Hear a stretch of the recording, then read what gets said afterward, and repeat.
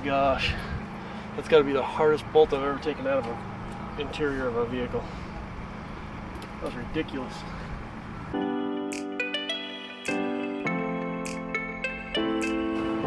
Just like that. Bottom bolt's at the bottom. Take that out and just pop it off. And that gives you access to the top bolts of the strut. Yep, so your 3 bolts are right in there for the top of the strut assembly. Alright, and here's the struts that we got for this. We got these from Amazon. I'll leave a link down below. But the part number is 92130051. That's for the passenger side. And then it's a 0052 for the driver's side. I've already unboxed it. It's out by the car. But these are the struts we're putting in. I'll show you what they look like. See? Shiny new parts. Love putting new parts on cars.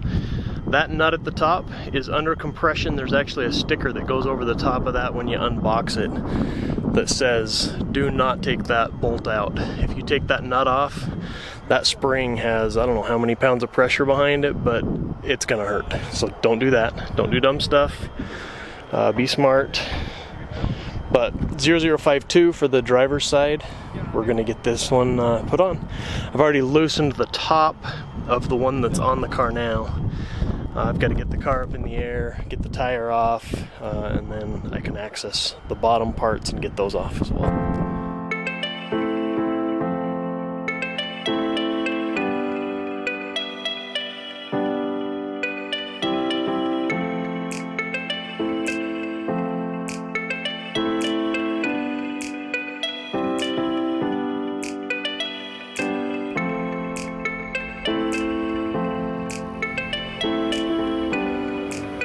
Alright, see how rusty all that is under there?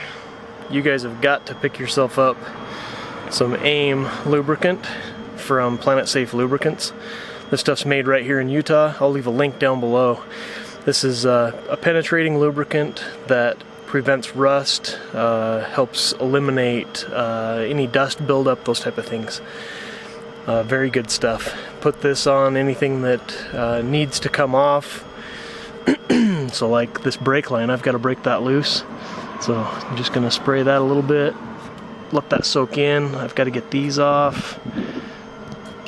You don't want to get this stuff on your brakes. This stuff's like WD-40, except this stuff actually works. And it doesn't stink at all. Zero smell. And it's really amazing stuff. You'll be happy if you get some of this. Oh, we got to get the sway bar assembly off as well. Let that soak in. Alright, cool. I'm going to give that a second to soak. Put a little bit more on. And then we'll get to taking this thing apart and get that strut out of there. To get the brake line off of the assembly, there's just a little clip that holds it in. And you just use a hammer, something to get to the back side of it and get it out of there. If I can do this with the camera in the way. I may not be able to. Alright, hold everything. I gotta get that out of there.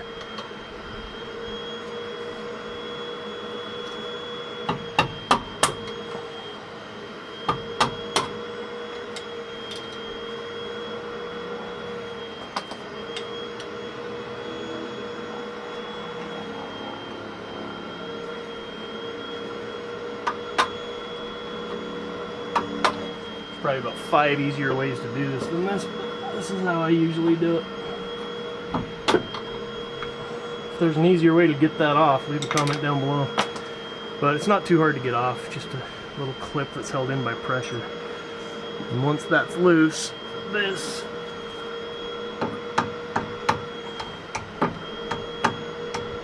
should be loose. Kinda. Okay, there it goes. And that's this is a fixed brake line, so you don't want to kink that too much. You can move it a little bit, but don't get all crazy with it, or you'll have no rear brakes at all. Okay, there we go. Yep, just be gentle with that. So I'm going to use an impact wrench to get these off. Got to get that guy off there too. For the sway bar, find what size that is, we'll get after that. Is a 14. Some needle nose vice grips to grab the back side of this. Make sure you grab it good and tight and try to stay off the rubber grommet.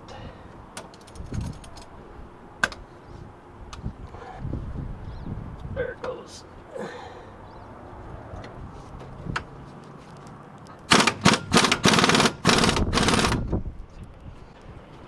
It's coming off.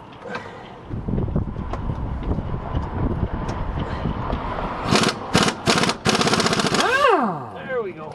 See, piece of cake. Save all these, you're going to need those to put everything back together. Okay, so we'll turn our focus to the bottom two bolts that hold the strut to the wheel assembly. And what you need here is a 17 box end wrench and a 17 socket. And again, I'm using air tools just to make this faster, but you could do this with hand tools. It would just take a little longer. But you'll need a 17 for each side. And hit it.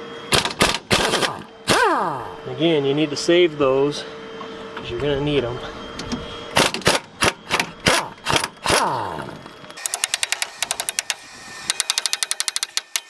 There's the top one, and I like to keep my top one on top and the bottom one on bottom when I put things back together. Oh, the joys of being a YouTuber. Battery died. Luckily I have spares. I just had to run in and grab one, but I have no idea at what point in that the battery died. So I got the old one out. I like to, at this point, compare the original part or the old part to what I bought, just to make sure that, you know, things like the sway bar tab is on the right side. We've got this little doohickey here that's not even used for anything, but it's the same. Brake line is attaching on the right side. It appears to be about the right length. So confirmed we have the right part. Let's get the new part on the car.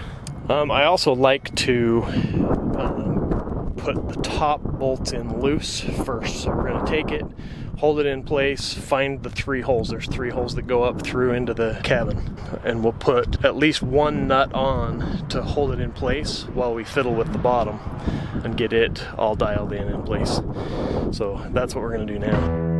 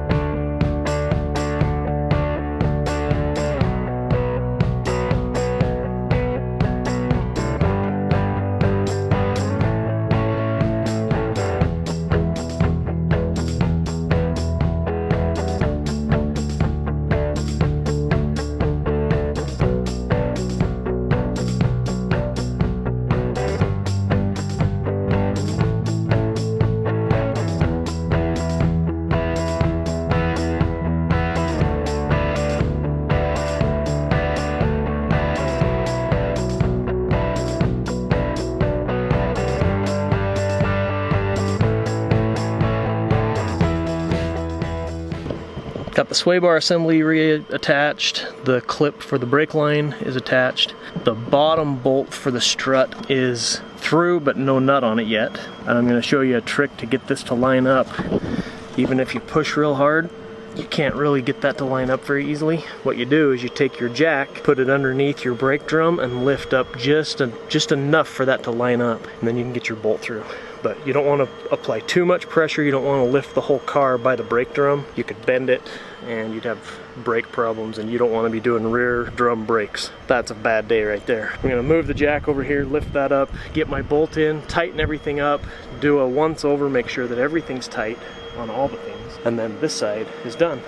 Repeat the same thing on the other side.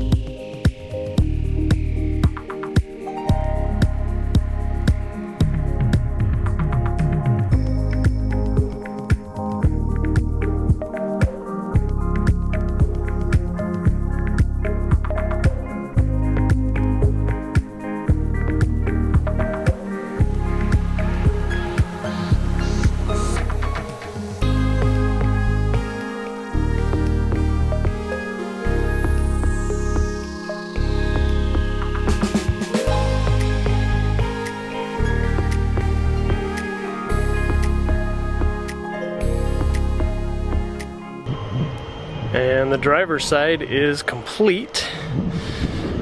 So now to duplicate on the other side, and then always take it for a test drive. Usually when you do this, your alignment gets just a little bit off, so be careful on that first test drive. But go get yourself a professional alignment. Don't trust your eyeballs, that sort of thing. This thing will go in for an alignment as soon as I'm done with this job. So I'm gonna scope out the front struts and see if they need to be done as well before I do the full alignment. But let's talk about the tools that we need to do this job. All right, from the beginning of the job to the end of the job, at the very beginning, I used a size 12 socket with an extension on it and just a regular ratchet wrench to get that trim piece out of the way. And that bolt is down low in the seat. And you kind of have to push the lower seat out of the way to get to that bolt on the bottom. One bolt pulls that off. 21 to get the lugs off of the wheels. AIM from Planet Safe Lubricants to help remove rusty parts, those type of things. A size 17 box end wrench and a 17 for the other end. That's the two main bolts holding the bottom of the strut in place. This is a size 13. That's what I had to use to put the top back on the new strut that goes through and into the cabin. A big hammer to get the bolts in and out, and then to get the brake line off I used a flathead screwdriver. A size 14 and the vice grip in order to get the sway bar off. And then I used a couple of air tools, and I'll leave links down below to all of this stuff. Basic hand tools is all you really need to do this. The pneumatic tools make it just a little bit faster so that you can get the job done quicker. But it's not very hard, fairly easy. Just make sure you get everything tightened back down. If you don't know your air tools or your hand strength very well, tighten things down to a torque spec. I'm pretty good with my tools. I know exactly how far to go with my air tools, and then I give them a tug with the wrench just to make sure that I get them torqued to quote unquote spec. Let's get the other side done, and then we'll do a once over on the car and talk a little bit more.